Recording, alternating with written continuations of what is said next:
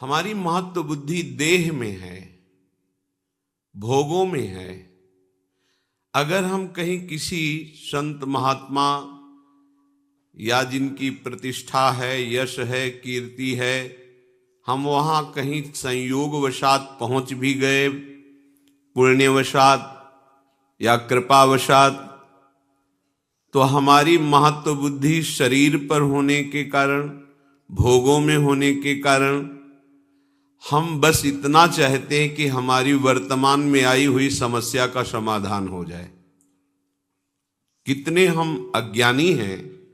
ये वर्तमान की समस्या अगर सुलझ गई तो क्या हम समस्या रहित हो जाएंगे? यहां तो हमारे कर्मों का गोदाम भरा हुआ है जो हमें समस्या पे समस्या पग पग पर प्रदान करेंगे। और सबसे बड़ी समस्या है मृत्यु, जिसका किसी के पास सिर्फ श्री भगवान के सिवा कोई उपाय नहीं है। इस समस्या का समाधान न किसी सिद्ध के पास है, न किसी मनुष्य के पास है, न किसी देवता के पास है, न किसी अन्य लोकपालों के पास है। अगर कोई इस जन्म संसार चक्र से मुक्त कर सकता है, एकमात्र विश्वेश्वर पादाम्बुज दीर्घ नौका, दूसरे की सामर्थ्य नहीं है। प्रियालाल का साक्षात्कार करने की योग्यता खो देता है। ये सिद्धियां क्या, अणिमादिक सिद्धियां जो भगवान के पास है, उनको भी वो स्वीकार नहीं करता। वेद शास्त्रों का चरम लक्ष्य, वो मोक्ष को भी स्वीकार नहीं करता। दीयमानम न ग्रहणंति बिना मत सेवनम जनाहा, वो पिट जाएगा, भूखा रह जाएगा, अपमान सह लेगा, हर परिस्थिति को सह लेगा, लेकिन अपने भजन का प्रयोग केवल भगवत प्रसन्नता के लिए करेगा। छोटी मोटी ये बातें हैं। प्रियालाल के चरणारविंद की प्रेम लक्षणा भक्ति प्राप्त करने की लक्ष्य वाला उपासक ऐसी सामर्थ्य रखता है कि देवराज इंद्र भी उसके सामने नहीं बात कर सकते, पर वो एक साधारण आदमी के द्वारा की हुई अपमान को अमृत के समान समझकर मुस्कुरा के चल देगा। वो प्रतिकूलता नहीं पैदा करेगा उसके अपने तप से। जो नीच पुरुषों द्वारा की हुई अपमान को भी सह जाते हैं, वो महापुरुष होते हैं, साधारण की क्षमता नहीं। ये मार्ग है सम्मानम कल्याति घोर गरलम नीचापमानम सुधा, श्री राधा मुरली धरो भज सके वृंदावन मां त्यज, एक कदम भी वृंदावन से बाहर मत जाओ। हे मित्र, सम्मान को घोर विष के समान समझो, नीच पुरुषों द्वारा की हुई अपमान को अमृत के समान समझकर राधा माधव का निरंतर भजन करो। ये भगवत प्राप्ति का जिसको लक्ष्य है, ये छोटी मोटी सिद्धियों की बात क्या, वो सारूप्य सायुज्य सामीप्य एकत्वादि मोक्ष पद को भी ठुकरा देता है। सारी समस्याओं का एक साथ समाधान एकमात्र भगवान श्री हरि के चरणों का आश्रय लेकर निरंतर स्मरण करना। निरंतर स्मरण। यस्य स्मरण मात्रेण जन्म संसार बंधनात् विमुच्यते नमस्तस्मै विष्णवे प्रभु विष्णवे। जिनकी स्मृति संसार चक्र से मुक्त कर देती, हो गया समस्त समस्याओं का समाधान। जो ज्ञान समुद्र हैं, बल समुद्र हैं, वैभव समुद्र हैं, प्रेम समुद्र हैं, सर्वत्र हैं, सर्वशक्तिमान हैं, सर्वसुहृद हैं, ऐसे प्रभु के चरणों का आश्रय, उनकी बात न मानकर ये छोटी मोटी बातों में अपने जीवन को बर्बाद कर देना है। अमृत कुंड में पड़े हो और उसको पी नहीं रहे हो, और बाहर छोटे छोटे तालाब, छोटी छोटी ओश कण की बूंदों से अपनी प्यास बुझाना चाहते हो। देखो कैसी मूढ़ता है। पानी में मीन पियासी, मुझ सुन सुन आवे हासी, आनंद सिंधु मध्य तव वासा। आनंद समुद्र में वास करते हो, प्यासे मर रहे हो, हंसी आ रही है, सुन सुन आवे हासी। सावधान। महत्व बुद्धि केवल प्रभु में और उनके वचनों में। ये किसी बिरले भाग्यवान के हृदय में बात ठहरेगी, सबके नहीं, सबकी क्षमता नहीं है। इस बात को स्वीकार कर सके, इस बात की क्षमता नहीं है, साक्षात्कार कर सके, ये तो बहुत आगे की बात है। आज हम भागे घूम रहे हैं केवल कामनाओं की पूर्ति, कोई हमारी कामना की पूर्ति कर दे, किसी में सामर्थ्य नहीं है। तुम्हारा कर्म ही तुमको सुख देगा, तुम्हारा कर्म ही तुमको दुख देगा। अगर इस कर्म प्रपंच से कोई मुक्त कर सकता है तो एक सिर्फ है श्री हरि, दूसरा कोई नहीं है। कहीं किसी को कुछ भी प्राप्त है तो एक अंश में उसी से प्राप्त है। सीधे तुम हरि के अंश हो, हरि से जुड़ो, हरि के चरणों का आश्रय लेकर उनका चिंतन करो, कृतकृत्य हो जाओगे, दूसरों को आनंद प्रदान करने वाले बन जाओगे। ये भागना बंद हो जाएगा। पर कौन सुनता है बात? आसक्ता ज्ञान में, अविद्या में, इंद्रियों के भोगों में मारा घूम रहा है। क्या करूं, कैसे सुखी हो जाऊं, समझ में नहीं आ रहा। भगवान समझा रहे, समझ जाओ, सबसे बड़े वैभव संपन्न हो जाओगे। अभी आपको लगता है कि वैभव किसे कहते हैं? ये मायाकृत वैभव को वैभव नहीं कहते, ये तो स्वप्न का वैभव है। सच्चिदानंद वैभव के अधिकारी हो जाओगे। हाँ, श्री वृंदावन नवनिवृत्त निकुंज की एक कोने की बराबरी किसी भी लोक और धाम में नहीं है। ऐसा वैभव वृंदावन का है। परम ऋषि प्रियालाल की सेवा में निरंतर विराजमान ध्रुवदास जी कह रहे हैं, ये जो वृंदावन है, इसकी जो रज है, यहां की जो वायु है, यहां की जो लताएं हैं, बैकुंठ में भी नहीं। रज की तुल बैकुंठ नहीं, रज की तुल तो और लोक की हिमाई। वृंदावन दुति पत्र की उपमा को कछु नाही, कोटि कोटि बैकुंठ हो तेज। ये वैभव प्राप्त होता है। अनंत सौंदर्य माधुर्य, जहां की लताएं बिखेर रही हैं, और जहां प्रेम समुद्र, सौंदर्य समुद्र, माधुर्य समुद्र, हमारे युगल सरकार गलवहियां देते हुए प्रेम सुख की वर्षा करते हुए बेहरण कर रहे।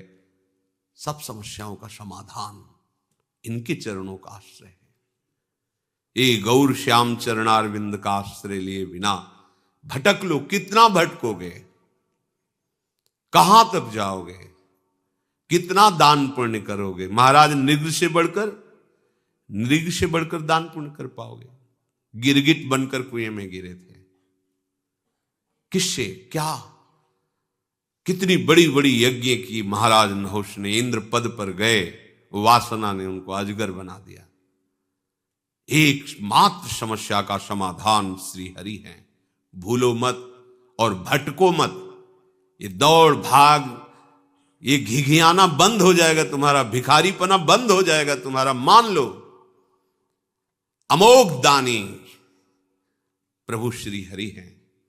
बस एक मलिनता के कारण, अज्ञान के कारण तुम्हारी समझ में नहीं आ रही ये बात। जिस दिन समझ में आ जाएगी तुम निहाल हो जाओगे। ये हृदय की बात कहते हैं। ये बाहर की चकाचौंध पर भ्रमित मत हो, ये इंद्रजाल है माया का। किसी की सामर्थ्य नहीं है।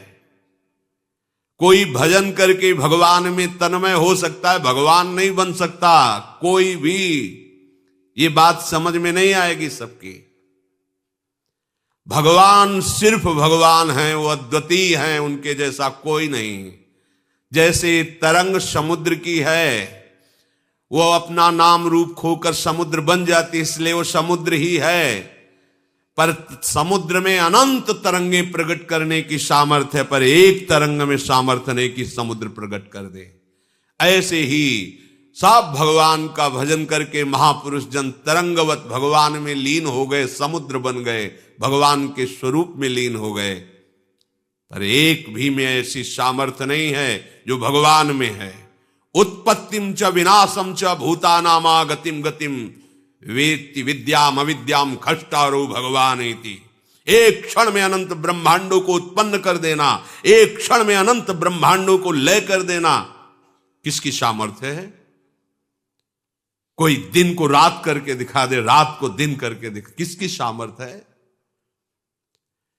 एक अविद्या का ऐसा प्रवाह बह रहा है, बड़े बड़े शिव बिरंच का मोह है, को है बपुरान, ये है भगवान। और वही विद्या प्रकट कर ब्रह्म स्वरूप अनुभव करा देते हैं। वही अविद्या, वही विद्या। जीव की गति और दुर्गति का निर्णय करने में समर्थ केवल भगवान है, कोई दूसरा इस सृष्टि में नहीं है। ये बात बैठा लो दिमाग में। भगवान जैसे सिर्फ भगवान है, प्रभु जैसे सिर्फ प्रभु हैं, अद्वितीय हैं। हां, तरंग समुद्र की ही है, वो अपना नाम रूप खो दे तो समुद्र ही है। ऐसे ही जीव भगवान का अंश है, वो देहाभिमान छोड़ दे तो अपने अंशी में लीन हो जाए तो वो भी भगवत स्वरूप ही है। पर वो अपने को भगवान के समान कहकर और अपना विस्तार करना चाहे तो बिल्कुल सामर्थ्य नहीं है। उत्पत्तिम च विनाशम च, किसी की ऐसी सामर्थ्य नहीं जो हमारे प्रभु की सामर्थ्य है, क्योंकि उन्हीं की सामर्थ्य से सब सामर्थ्यवान है। क्यों घिघियाते हो, क्यों भटकते हो?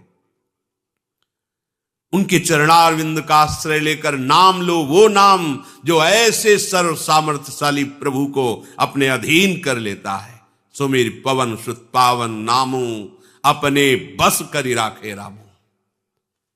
श्यामा श्याम का नाम आपकी जिह्वा पर चल रहा तो श्यामा श्याम आपके अधीन है, देखोगे आगे चल करके। पर जपो तो, आश्रित तो हो।